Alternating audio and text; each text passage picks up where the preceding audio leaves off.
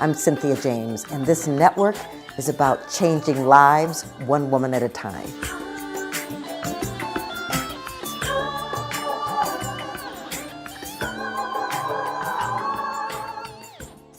So welcome to Women Awakening. I'm your host, Cynthia James, and I get the honor of introducing you to extraordinary women. I really believe this is a time for women emerging on the planet and that we have powerful voices and it's time to be heard. And so I'm grateful that you're here. You can find us on YouTube, Spotify, wherever you can get a podcast, and just subscribe. I do these every week. And I guarantee you that you will be excited and inspired by the women that you hear. So my guest today is Sabrina Victoria. She is the creator and the CEO of Human Better 365, a human transformation company, and the creator of her Version podcast. She's a speaker, she's an entrepreneur, and author of Envision Your Best Life 90-Day Planner, and creator of Catapult Your Life in 365 Days. She is a self-proclaimed queen of time. She focuses on time management and organization as the foundation of life. So, Sabrina, welcome. Hello. I'm so glad you're here. Yes. Well, I'm excited to talk about what you do. And, you know, one of the things that's fascinating for a lot of the people that I coach is that organization and time management is not their not their forte. But before we get into that, people think that successful people kind of have just occurred, right? Where did you come from? Where were you born? How did you grow up? Oh, snap. Born and raised in Chicago, Illinois. I was there until I was about 21-ish years old. I was raised as a Jehovah's Witness. Probably around the age of 4, my parents were converted the cliche way. Someone came knocking on their door, and literally, yes, literally came knocking on our door. I was probably 3 years old. I had celebrated Christmas for 3 years, and some brothers and sisters came knocking on the door.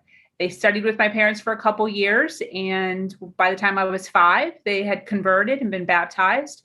So I was raised in that religion for my whole life.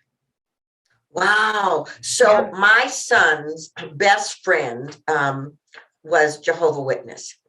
And it was always interesting for him because he could never come to the birthday parties or the Christmas things. And so was it hard for you when your friends were celebrating all these other things and you couldn't?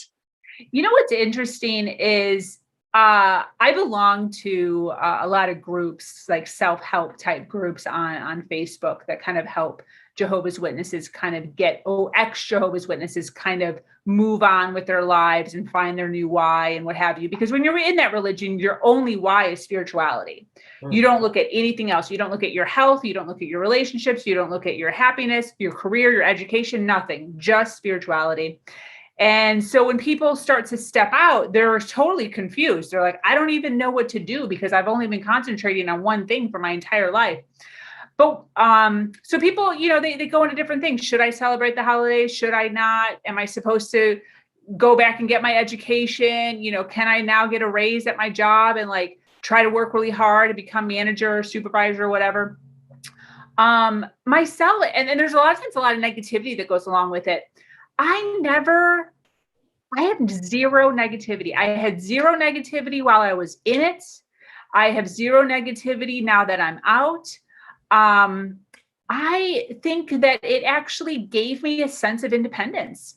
I mean, we're so different. We're so different the whole time growing up. We didn't even stand up to salute the flag. So everybody's standing up to salute the flag every single morning, my whole life. And I had to sit in a chair and be totally the oddball out. Same with birthdays, same with Christmas, same with Valentine's, Easter, everything. I had to sit there, do nothing, sit there, do something else, sit there, go to the library. So I just kind of learned to be very independent. I learned that it's okay to be different. Yeah. Not everybody has that same experience, but that's the way that I observed it. Well, first of all, I love it. And you addressed something that I was thinking. It was like, well, what an incredible training to be an outside the box thinker and creator, actually. Yeah. And I guess I want to know, if are you still ensconced in a spiritual life? I mean, that's a tricky question. I don't really talk about my spirituality a whole lot because it's so taboo. But because of the route that the journey that I have been on, I am scorned. I am scorned when it comes to God. I am scorned when it comes to church, organized religion. My story is a little bit different. I got pregnant when I was 20. And because of that, I wasn't married and I got totally chastised from the entire religion and my entire family. So I was basically put on the street. Now, my parents weren't like, initially, they were like, get out of our house, sinner, whatever, shame on our name. It's a whole thing that they go through. And when we kind of like mulled it over, then they kind of changed their mind and they were like, well, you could stay here. But at that point, I had already been like, my feelings had already been hurt. I already was embarrassed. I'm already like scared. I'm feeling worthless. I'm feeling sinful. I'm feeling like I sinned the worst sin ever to God. And I just felt shitty. I felt so shitty. So I left. And, father, there's a whole long story. I don't really want to get into it, but I could if you want, but it's long. But long story short, I ended up by myself with a baby. So no church, no friends, no family, no baby daddy, just me and my child. And had no college education because they teach you not to get a college education. You just give everything to God. So I'm stuck working a minimum wage job with no help, zero help. I'm getting eviction notices at my apartment door. My car is getting repoed out of the parking lot. I'm in like the worst state of mind ever. And I'm having to take care of a child by myself. I mean, the whole circumstance that happened to me and the lack of help that was given to me was so, like, just not fair. No. I mean, it just was not fair, basically. So it frustrates me. It really frustrates me. And I think that the hearts that we're given as humans, the empathy that we have as humans is sometimes in some religions turned off. Yes. And it's unfortunate. And that is not, I am sorry, but that is not the way that it's supposed to be. It's just not. No. Well, and first of all, I just want to say, I am so sorry you had to go through that. Yeah. Because, the one thing that I think we all want to depend on is our families and our places where we can lean into and be supported. Mm-hmm. And so I think what you just described is why there's so many people around the planet who are so turned off around spirituality and religion and all that other stuff. But here's the thing. It's like, and I want to get to what you do, because what you do is in service.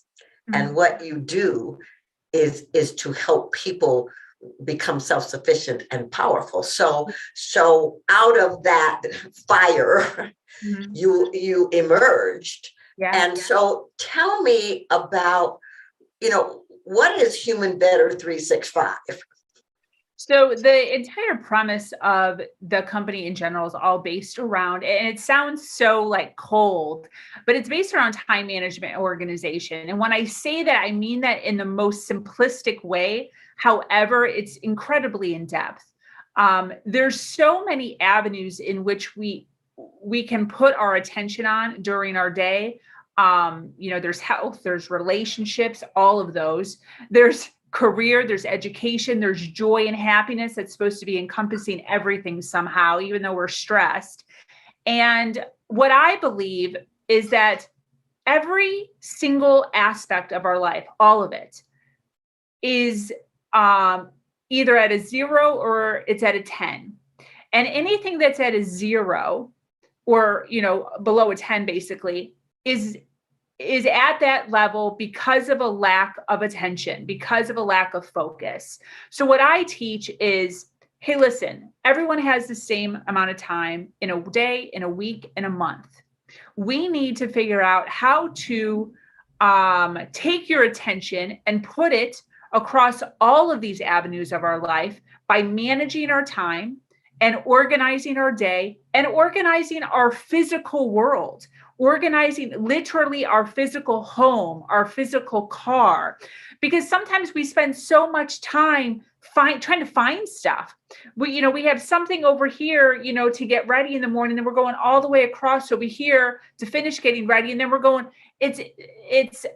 There's so much extra that's happening in and amongst our physical world and our mental world that's just not necessary. So what I do is I actually come in and I cut out all of the unnecessary things, and we condense it so that we make sure that all of the areas of our life are actually being hit according to what's authentic to us and what's necessary in our world and the people that are in our world.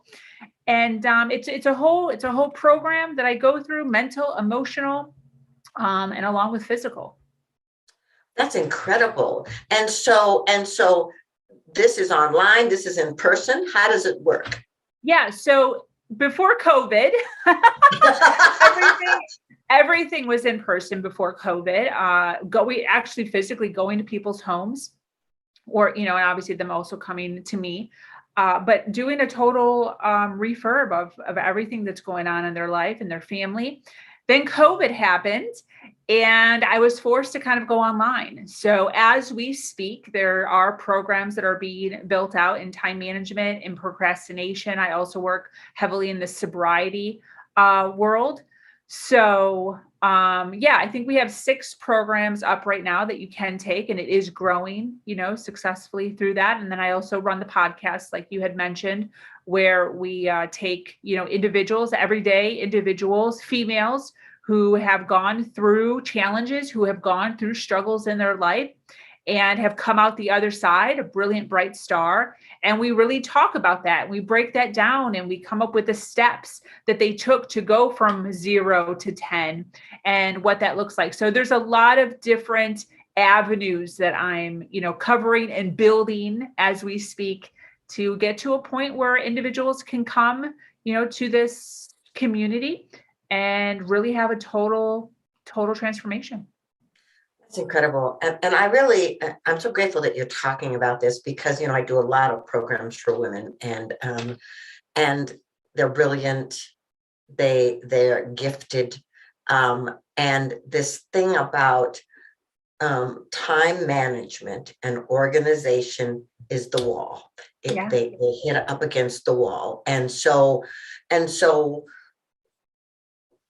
a lot of times they're afraid to admit this challenge that they've got and to take another step. So if you were, well, because you're going to be talking to all these women and you're sitting there thinking, I know I need to get organized. I know I need to stop procrastinating. What's the first step that you would invite them to take in terms of moving out of this place where they're locked? So the first thing that I uncover, well, first of all, if we're talking actual coaching, the first probably 4 sessions are all based on emotional and mental health. So we have to figure out what's bothering you. We have to figure out, what's mentally and emotionally blocking you. But from then forward, the first thing I work on is procrastination. That's the biggest thing. People have so many things. Once we unblock it, we figure it out. What are the things that are causing you to feel heavy, to feel stressed? What are those things? And then why have you done nothing to try to overcome those things? And it all comes down to procrastination. So then I have 13, different avenues of procrastination and what those look like and how they pertain to you, how to get over them, how to catch yourself, how to be self-aware, and to really start, climbing the little mountain to success. Well, this is all incredible, but I need to ask you, how did you go from single mother struggling to survive to this CEO with the creator of all these programs? I mean, what was the catalyst? I mean, what helped you? So I give a lot of my persistence to my son. So when I was caught in the world of basically no money and my car being repoed, my eviction notices on my door, I met a man who wound up abusing me for 13 years. So I fell into his arms because of lack of money. I thought that he was sent to me by God. He came in like a knight in shining armor and was taking me out to dinner and was saying all the right things. And I wound up moving in with him within a year. And within probably a year or two, he had totally taken over my entire life. He had convinced me to quit my job and work for him. He had convinced me to give up my phone and go under his phone plan, give up my computer, go with his computer, give up my job, give up my car and use his car. And I looked around after a couple years and I had nothing. I had no money. I had no phone. I had no car. I had no home. I had no job. Everything was connected to him. And if I wanted to leave, I would have nothing. So I was basically stuck. I was mentally abused, emotionally abused, sexually abused, financially abused for 8 years. And one day I was on the floor in the bathroom, bawling my eyes out from just feeling so broken. And I did one Google search that changed my whole life. I Googled, why is my boyfriend bullying me? And at that moment, the entire world of narcissistic abuse opened up to me. And I realized that my entire life was filled with narcissists on all levels. And I was giving and giving and giving and giving and giving, and everyone was taking and taking and taking and taking. And I dove into, the first person I dove into was actually Joe Osteen, Les Brown, Tony Robbins, Oprah Winfrey, and I just dove headfirst into personal development. And I started to take my power back. I opened up a secret bank account. I opened up a secret storage unit. I started saving. I started making money under the table. Money was just getting flushed into the secret bank account. After 4 years, I had collected $50,000 and I was able to walk out. And the only thing that kept me going on, 4 hours of sleep, because I'm running my fiance's business at that time. I'm trying to run my business under the table. I have to keep up a certain persona physically. I'm taking care of my son. I'm getting beat down mentally, emotionally, and sexually every single day. I mean, suicide was on my mind literally daily. I went over this bridge every single day and with tears in my eyes and just feeling so broken. Almost every day I would think to myself, all I have to do is just tilt the wheel, just like this, just tilt the wheel. And I would have these thoughts by myself. I would have these thoughts with my son in the back seat, just wanting it to end, But I knew that there was hope. And that if I just kept doing the right thing, because all those people said, if you just keep doing the right thing, just do the next right thing and the next right thing and the next right thing, that eventually you'll get to the top. And I trusted them. I trusted all of them. And that's one of the reasons why I do the podcast that I do, is because people just need to hear that somebody else did it. They need to hear that somebody else was in a really bad situation and they just kept going, because they need to know, hey, if I just keep going, will this ever end? And that's what my story is. My story is, I just kept going. What is the next right thing? What is the next right thing? What is the next right thing? And after those 4 years, I literally dropped my car keys. We had 5 houses. Our companies were worth millions at that point.